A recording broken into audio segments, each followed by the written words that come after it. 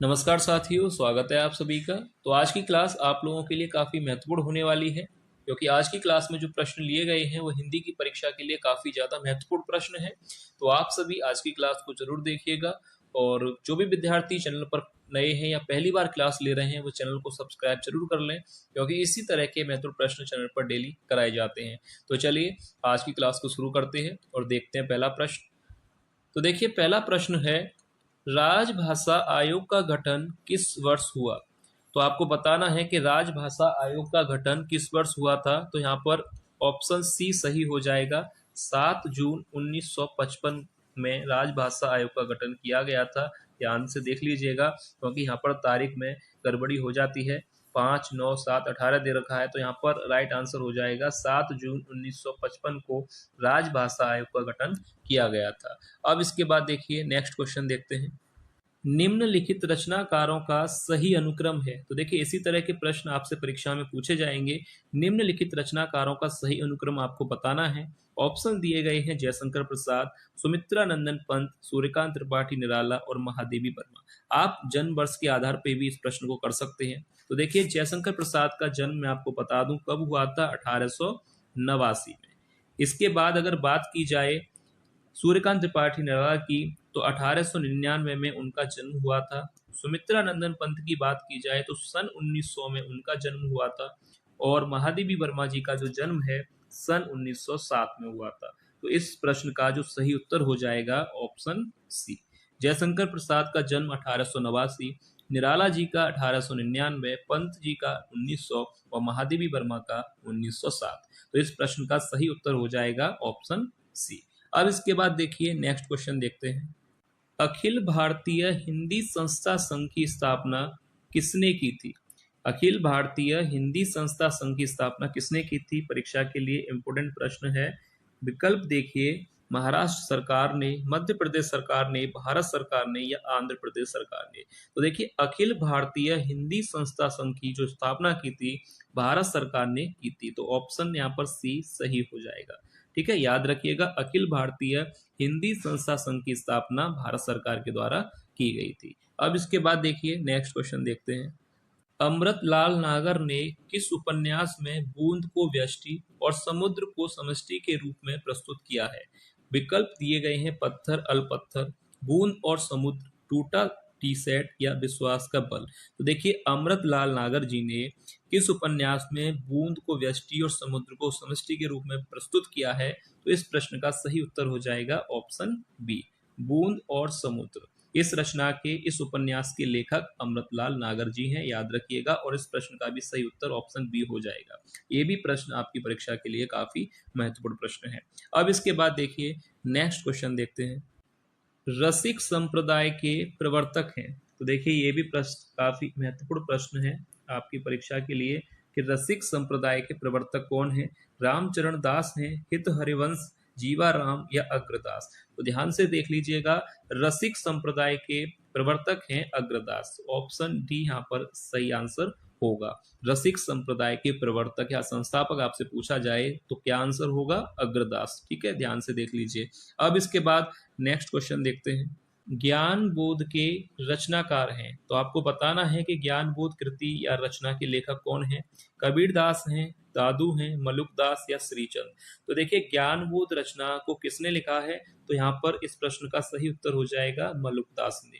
ज्ञान बोध के लेखक आपसे पूछा जाए तो राइट आंसर होगा मलुक दास, ज्ञान बोध कृति रचना के लेखक हैं।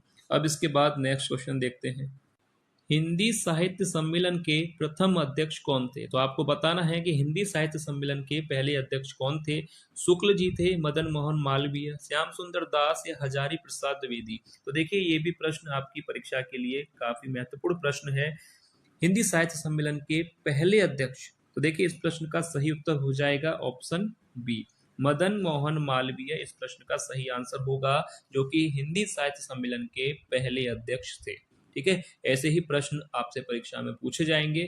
और मैंने वीडियो की स्टार्टिंग में ही आपसे कहा था कि आज के जो प्रश्न है वो हिंदी की सभी परीक्षाओं के लिए काफी उपयोगी हैं, तो आप लोग एंड तक जरूर देखिएगा। अब इसके बाद देखिए नेक्स्ट क्वेश्चन देखते हैं।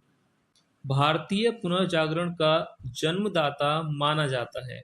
आचार्य रामचंद्र शुक्ल को, मदन मोहन मालवीय, राजा राम मोहन राय, भारतेंदु हरिश्चंद्र। तो देखिए भारतीय पुनर्जागरण का जन्मदाता किसे माना जाता है?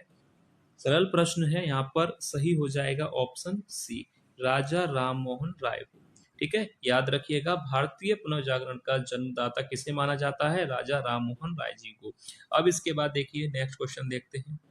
गांधी जी का असहयोग आंदोलन एवं रॉलेट एक्ट किस नाटक का विषय बनाया गया था? ऑप्शंस दिए गए हैं, सन्यासी, शिखर स्वामी, सिंदूर की होली या चंद्रगुप्त। तो आपको बताना है कि किस नाटक का विषय असहयोग आंदोलन एवं रॉलेट एक्ट है। तो यहाँ पर इस प्रश्न का सही उत्तर क्या होगा? ये भी प्रश्न आपकी परीक्षा के लिए काफी महत्वपूर्ण है। तो इस प्रश्न का सही उत्तर हो जाएगा ऑप्शन ए, सन्यासी नाटक का जो विषय है वह है असहयोग आंदोलन एवं रॉलेट एक्ट। तो ऑप्शन ए यहाँ पर सही आंसर होगा। अब इसके बाद देखिए नेक्स्ट क्वेश्चन देखते हैं। किस नाटक में कर्णावती ने हुमायूं को राखी बांधकर अपना भाई बनाया था? ऑप्शंस दिए गए हैं, राजयोग, मुक्ति का रहस्य, सिंदूर की होली या रक्षाबंधन। तो देखिए कर्णावती ने हुमायूं को राखी बांधकर अपना भाई बनाया था, तो ये जो है किस नाटक में प्रस्तुत किया गया था? रक्षाबंधन। ऑप्शन डी यहाँ पर राइट आंसर हो जाएगा। सरल प्रश्न है कि किस नाटक में कर्णावती ने हुमायूं को राखी बांधकर अपना भाई बनाया था? तो ऑप्शन डी, रक्षाबंधन। अब इसके बाद देखिए नेक्स्ट क्वेश्चन देखते हैं। दक्षिण भारत हिंदी समिति की स्थापना किस वर्ष हुई? ये भी प्रश्न आपकी परीक्षा के लिए काफी इंपोर्टेंट प्रश्न है कि दक्षिण भारत हिंदी समिति की स्थापना किस वर्ष में की गई थी? 1917 में, 1919, 18 या 1916 में? तो इस प्रश्न का सही उत्तर हो जाएगा ऑप्शन सी, 1918। दक्षिण भारत हिंदी समिति की स्थापना कब की गई थी, किस वर्ष में की गई थी? 1918 में। याद रखिएगा ऑप्शन सी इस प्रश्न का सही उत्तर हो जाएगा। अब इसके बाद नेक्स्ट क्वेश्चन देखते हैं। भारतेंदु के अनुसार हिंदी नई चाल में कब ढली? 1857, 1860, 1880 या 1873? तो भारतेंदु जी के अनुसार हिंदी नई चाल में कब ढली? तो यहाँ पर ऑप्शन डी सही हो जाएगा, 1873 में। याद रखिएगा यहाँ पर ऑप्शन डी 1873 में। यह भारतेंदु जी का ही कथन है। इस तरह से भी परीक्षा में आपसे पूछा जा सकता है कि सन 1873 में हिंदी नई चाल में ढली, किसका कथन है? दोनों तरह से प्रश्न आ सकता है। जैसे एक प्रश्न तो यह है कि भारतेंदु के अनुसार हिंदी नई चाल में कब ढली, यानी वर्ष पूछा गया है। एक इस तरह से पूछा जाएगा कि 1873 में हिंदी नई चाल में ढली, यह कथन किसका है? तो अगर इस तरह से पूछा जाए तो भारतेंदु हरिश्चंद्र, अगर इस तरह से पूछा जाए वर्ष देकर पूछा जाए तो 1873। ठीक है, तो याद रखिएगा। अब इसके बाद देखिए नेक्स्ट क्वेश्चन देखते हैं। राष्ट्रभाषा प्रचार समिति की स्थापना किस वर्ष में हुई थी? 1936, 1935, 1925 या 1940? तो राष्ट्रभाषा प्रचार समिति की स्थापना किस वर्ष में हुई थी? तो इस प्रश्न का सही उत्तर होगा, पहला ही विकल्प सही हो जाएगा, 1936 में। राष्ट्रभाषा प्रचार समिति की स्थापना 1936 में हुई थी। याद रखिएगा, ऐसे ही प्रश्न जो है परीक्षा के लिए काफी महत्वपूर्ण होते हैं और हिंदी की परीक्षा में ऐसे ही प्रश्न आने के चांसेस काफी होते हैं। राष्ट्रभाषा प्रचार समिति की स्थापना आपसे पूछा जाए कि किस वर्ष में हुई थी, तो 1936 में। अब इसके बाद देखिए नेक्स्ट क्वेश्चन देखते हैं। जो आदमी हम बना रहे हैं कहानी किसने लिखी है? ज्ञान रंजन, रघुवीर सहाय, अमरकांत या कमलेश्वर? तो देखिए जो आदमी हम बना रहे हैं यह कहानी और इसके कहानीकार हैं रघुवीर सहाय, ऑप्शन बी। यानी यह कहानी किसने लिखी है? जो आदमी हम बना रहे हैं, ये जो कहानी है, इस कहानी के जो कहानीकार हैं रघुवीर सहाय के द्वारा यह कहानी लिखी गई है। ऑप्शन बी राइट आंसर हो जाएगा। अब इसके बाद अगला प्रश्न देखते हैं। सदी का सबसे बड़ा आदमी कहानी किसने लिखी है? देखिए इस कहानी के कहानीकार आपको बताना है कौन है। काशीनाथ सिंह है, महेंद्र पल्ला, सानी या कमलेश्वर? तो देखिए सदी का सबसे बड़ा आदमी, यह कहानी लिखने वाले जो कहानीकार हैं काशीनाथ सिंह हैं। ऑप्शन पहला यहाँ पर सही हो जाएगा। ठीक है, ध्यान से देख लीजिए, सदी का सबसे बड़ा आदमी कहानी के जो कहानीकार हैं काशीनाथ सिंह, ऑप्शन पहला ही सही होगा। अब इसके बाद अगला प्रश्न देखते हैं। लोग हाशिए पर कहानी के लेखक हैं, तो आपको बताना है कि लोग हाशिए पर कहानी के कहानीकार कौन है? कमलेश्वर के द्वारा लिखी गई है कहानी या श्रीलाल शुक्ल, अखिलेश या धीरेन्द्र अस्थाना? तो देखिए इस प्रश्न का सही आंसर हो जाएगा लोग हाशिए पर कहानी लिखने वाले जो कहानीकार हैं वह हैं धीरेन्द्र अस्थाना। ऑप्शन डी यहाँ पर राइट आंसर हो जाएगा। लोग हाशिए पर कहानी किसने लिखी है? धीरेन्द्र अस्थाना ने। अब इसके बाद नेक्स्ट क्वेश्चन देखते हैं। दरियाई घोड़ा कहानी के लेखक हैं उदय प्रकाश, ज्ञान प्रकाश, शिवानी या शिव प्रसाद सिंह। तो देखिए दरियाई घोड़ा कहानी किसने लिखी है? तो इस प्रश्न का सही उत्तर हो जाएगा उदय प्रकाश। पहला ही ऑप्शन यहाँ पर सही आंसर होगा। उदय प्रकाश जी के द्वारा यह कहानी लिखी गई है दरियाई घोड़ा। और ये हो सकता है आपसे परीक्षा में पूछा जाए कि दरियाई घोड़ा कहानी के कहानीकार का नाम बताइए, तो क्या होगा? उदय प्रकाश। अब इसके बाद अगला प्रश्न देखते हैं। हिंदी राजभाषा होगी यह निर्णय कब हुआ? 14 सितंबर 1951 में, या 1952, 1949 या 1948? तो देखिए सरल प्रश्न है, हिंदी राजभाषा होगी यह निर्णय कब लिया गया? यह निर्णय कब हुआ था? 14 सितंबर 1949 को। ऑप्शन सी यहाँ पर सही हो जाएगा। 14 सितंबर 1949 को हिंदी को राजभाषा घोषित किया गया था और इसी दिन हिंदी दिवस मनाया जाता है, आपको पता होगा। हिंदी राजभाषा होगी यह निर्णय कब हुआ? 14 सितंबर 1949 को। अब इसके बाद अगला प्रश्न देखते हैं। अनुच्छेद 344 के पालन हेतु राष्ट्रपति द्वारा 1955 में राजभाषा हेतु किसकी अध्यक्षता में आयोग गठित किया गया था? तो देखिए ऐसे ही प्रश्न आपसे परीक्षा में पूछे जाएंगे। हिंदी की सभी परीक्षाओं के लिए काफी महत्वपूर्ण है, चाहे वो टीजीटी की परीक्षा हो, चाहे पीजीटी की, चाहे नेट की परीक्षा हो, हर परीक्षा के लिए काफी महत्वपूर्ण प्रश्न है। तो देखिए इस प्रश्न का सही आंसर क्या होगा? तो राइट आंसर ध्यान से देख लीजिएगा, ऑप्शन डी बाल गंगाधर। ठीक है, बाल गंगाधर खैर यहाँ पर राइट आंसर हो जाएगा। इनका पूरा नाम बाल गंगाधर खैर, बीजी खैर शॉर्ट में आता है। जब पेपर में आता है तो वहाँ पर ऑप्शन शॉर्ट में भी दे दिया जाता है बीजी खैर लिखकर, तो याद रखिएगा बाल गंगाधर खैर। ठीक है, किसकी अध्यक्षता में आयोग गठित किया गया था? बीजी खैर यानी बाल गंगाधर खैर। और आयोग का गठन कब हुआ था? 1955 में। ठीक है, इस प्रश्न को अच्छी तरह से समझ लीजिए। आयोग का गठन हुआ था बीजी खैर की अध्यक्षता में सन 1955 में। अब इसके बाद देखिए नेक्स्ट क्वेश्चन देखते हैं। 1084 की माँ किसका उपन्यास है? मृदुला गर्ग, महाश्वेता देवी, मैत्री पुष्पा या मनु भंडारी? तो देखिए इस प्रश्न का सही उत्तर क्या होगा? 1084 की माँ उपन्यास किसने लिखा है? ऑप्शन बी महाश्वेता देवी का यह उपन्यास है 1084 की माँ। अब इसके बाद देखिए नेक्स्ट क्वेश्चन देखते हैं। किस उपन्यास में बट वृक्ष को मानव के रूप में चित्रित किया गया है? नीला चांद, सूरज का सातवां घोड़ा, बाबा बटेश्वर नाथ या डूबते मस्तूल? तो देखिए किस उपन्यास में बट वृक्ष को मानव के रूप में चित्रित किया गया है? तो इस प्रश्न का जो सही उत्तर हो जाएगा ऑप्शन सी बाबा बटेश्वर नाथ। ठीक है, याद रखिएगा किस उपन्यास में बट वृक्ष मानव के रूप में चित्रित किया गया है? बाबा बटेश्वर नाथ। यहाँ पर राइट आंसर हो जाएगा, यह एक उपन्यास है। अब इसके बाद देखिए नेक्स्ट क्वेश्चन देखते हैं। शकुंतला की अंगूठी के नाटककार हैं सुरेंद्र वर्मा, रमेश बख्शी, प्रभाकर शर्मा या शंकर शेष? तो देखिए शकुंतला की अंगूठी, इस नाटक को लिखने वाले नाटककार हैं सुरेंद्र वर्मा जी।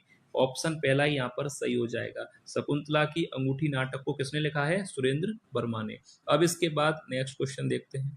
55 खंबे लाल दीवारें के लेखक हैं मनु भंडारी, ममता कालिया, कृष्णा सोबती या ऊषा प्रियवंदा? तो देखिए 55 खंबे लाल दीवारें के जो रचनाकार हैं वह हैं ऊषा प्रियवंदा जी। ऑप्शन डी यहाँ पर राइट आंसर हो जाएगा। ध्यान से देख लीजिए, 55 खंबे लाल दीवारें रचना के जो लेखिका हैं वह हैं ऊषा प्रियवंदा। तो यहाँ पर राइट आंसर हो जाएगा ऑप्शन डी। अब इसके बाद देखिए नेक्स्ट क्वेश्चन देखते हैं। आंसू काव्य किस वर्ष प्रकाशित हुआ? 1930 में, 1928, 25 या 1914 में? तो देखिए पहले मैं आपको बता दूं कि आंसू जो है रचना किसकी है? जयशंकर प्रसाद की। जयशंकर प्रसाद एक छायावादी कवि है, छायावाद युग के कवि हैं जयशंकर प्रसाद, उनकी यह रचना है। और इस रचना का जो प्रकाशन है वह 1925 में यह प्रकाशित हुई थी, ये भी याद रखिएगा 1925 में। आंसू रचना जो है जयशंकर प्रसाद लेखक हैं, जयशंकर प्रसाद छायावादी कवि हैं और इस आंसू रचना का जो प्रकाशन है वह सन 1925 ईस्वी में हुआ था। ठीक है, याद रखिएगा। अब इसके बाद नेक्स्ट क्वेश्चन देखते हैं। छायावाद के प्रमुख कवि हैं सूरदास, मीराबाई, मैथिली शरण गुप्त या जयशंकर प्रसाद? तो देखिए छायावाद के प्रमुख कवि कौन हैं? तो यहाँ पर इस प्रश्न का सरल प्रश्न है, राइट आंसर डी हो जाएगा। जयशंकर प्रसाद आप जानते हैं छायावाद के कवि हैं, यहाँ पर राइट आंसर हो जाएगा ऑप्शन डी। अब देखिए आगे प्रश्न देखते हैं। कौरवी का अन्य नाम है खड़ी बोली, हरियाणवी, ब्रजभाषा या बुंदेली? तो देखिए कौरवी को किसी अन्य नाम से भी जाना जाता है, तो वह नाम क्या है? तो यहाँ पर ऑप्शन ए सही हो जाएगा, खड़ी बोली। कौरवी को खड़ी बोली भी कहा जाता है। अब इसके बाद अगला प्रश्न देखते हैं। दोनों ओर प्रेम पलता है, काव्य पंक्ति के रचनाकार आपको बताना है कौन है। दोनों ओर प्रेम पलता है, तो इस काव्य पंक्ति के लेखक कौन है? निराला जी हैं, मैथिली शरण गुप्त हैं, तुलसीदास जी हैं या महादेवी वर्मा है। देखिए इस प्रश्न का सही उत्तर हो जाएगा दोनों ओर प्रेम पलता है। इस काव्य पंक्ति के जो रचनाकार हैं या लेखक हैं तो वह हैं, याद रखिएगा, मैथिली शरण गुप्त। ऑप्शन बी यहाँ पर राइट आंसर हो जाएगा। अब इसके बाद आगे यहाँ पर प्रश्न दिया गया है। बीन भी हूं मैं, तुम्हारी रागनी भी हूं, काव्य पंक्ति के लेखक आपको बताना है। निराला हैं, मैथिली शरण गुप्त हैं, तुलसीदास हैं या महादेवी वर्मा। तो देखिए बीन भी हूं मैं और तुम्हारी रागनी भी हूं, इस काव्य पंक्ति के जो लेखक हैं या लेखिका हैं वह है महादेवी वर्मा।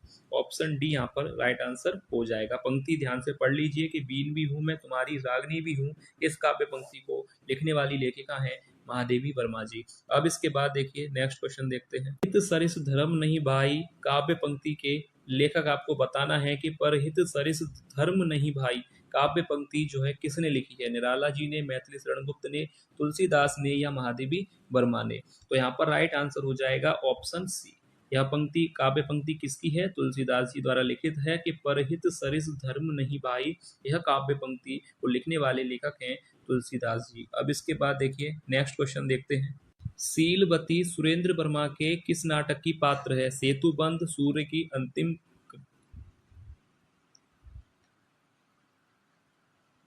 अब देखिए अगला प्रश्न है, सीलवती सुरेंद्र वर्मा के किस नाटक की पात्र है? सेतुबंध या सूर्य की अंतिम, इसको किरण कर लीजिएगा, सूर्य की अंतिम किरण से सूर्य की पहली किरण, आठवां सर्ग या द्रौपदी। तो देखिए राइट आंसर हो जाएगा सीलवती सुरेंद्र वर्मा के किस नाटक की पात्र थी? तो यहाँ पर ऑप्शन बी सही हो जाएगा, सूर्य की अंतिम किरण से सूर्य की पहली किरण। रचना जो थी, जो नाटक था, इसकी यह पात्र थी। प्रमुख पात्र में आती हैं रानी सीलवती सुरेंद्र वर्मा के सूर्य की अंतिम किरण से सूर्य की पहली किरण नाटक की एक प्रमुख पात्र थी।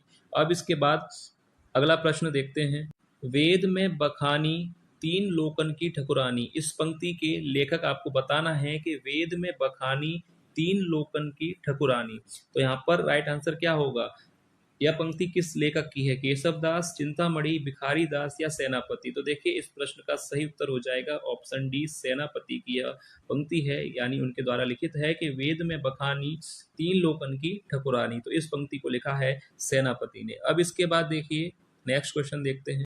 नमक का दरोगा कहानी के लेखक आपको बताना है कि नमक का दरोगा कहानी किसने लिखी है? मुंशी प्रेमचंद, शुक्ल, गुलाब राय या जयशंकर प्रसाद। सरल प्रश्न है, आप सभी को पता होना चाहिए इसका आंसर। नमक का दरोगा कहानी को लिखने वाले जो लेखक हैं मुंशी प्रेमचंद, यानी ऑप्शन ए यहाँ पर सही हो जाएगा। और ये प्रश्न का आंसर जितने भी विद्यार्थी ये आज की क्लास ले रहे हैं या वीडियो देख रहे हैं उन सभी को पता होना चाहिए। अगर जिसको नहीं पता तो वो अपनी तैयारी को और अच्छा करें, क्योंकि ये प्रश्न काफी सरल है और आप सभी को ये पता होना चाहिए कि नमक का दरोगा कहानी को किसने लिखा है? तो मुंशी प्रेमचंद जी ने। अब इसके बाद देखिए नेक्स्ट क्वेश्चन देखते हैं। लिपि किसे कहते हैं? बोलने की तरकीब को, चित्रों को या लिखित ध्वनि संकेत को या अंकित करने को लिपि किसे कहा जाता है? ये प्रश्न आपकी परीक्षा में हो सकता है इस बार पूछा जाए कि लिपि किसे कहते हैं। तो देखिए इस प्रश्न का आंसर हो जाएगा ऑप्शन सी, लिखित ध्वनि संकेतों को लिपि कहा जाता है। ठीक है, लिपि किसे कहते हैं? लिखित ध्वनि संकेतों को लिपि कहते हैं। ऑप्शन सी यहाँ पर सही आंसर होगा। अब इसके बाद नेक्स्ट क्वेश्चन देखते हैं। राजा सूरजमल की वीरता का गान करने वाला काव्य है? शिवा बावनी, सुजान हित, सूरज सिंह या सुजान चरित्र। तो देखिए सूरजमल की वीरता का गान करने वाला काव्य है सुजान चरित्र। यहाँ पर ऑप्शन डी राइट आंसर हो जाएगा। ठीक है, राजा सूरजमल की वीरता का गान करने वाला काव्य कौन सा है? सुजान चरित्र। अब इसके बाद देखिए नेक्स्ट क्वेश्चन देखते हैं। लक्ष्मी नारायण मिश्र का पहला नाटक कौन सा है? नाग यज्ञ, सिंदूर की होली, अशोक या चक्रव्यूह। तो लक्ष्मी नारायण मिश्र का पहला नाटक है अशोक। ऑप्शन सी यहाँ पर राइट आंसर हो जाएगा। ठीक है, ध्यान से देख लीजिए, लक्ष्मी नारायण मिश्र जी का पहला नाटक आपको बताना था, तो राइट आंसर होगा अशोक। इनका पहला नाटक है लक्ष्मी नारायण मिश्र जी का। और ये आज की क्लास का अंतिम प्रश्न था। उम्मीद है आपको आज की क्लास पसंद आई होगी और आप सभी विद्यार्थी कमेंट करके बताइएगा कि आपको आज की क्लास कैसी लगी। और जो भी विद्यार्थी क्लास पहली बार ले रहे हैं वो चैनल को सब्सक्राइब जरूर कर लें, क्योंकि ऐसे ही महत्वपूर्ण प्रश्न चैनल पर डेली कराए जाते हैं। तो चलिए मिलते हैं नेक्स्ट क्लास में ऐसे ही और महत्वपूर्ण एमसीक्यू के साथ। तब तक के लिए धन्यवाद।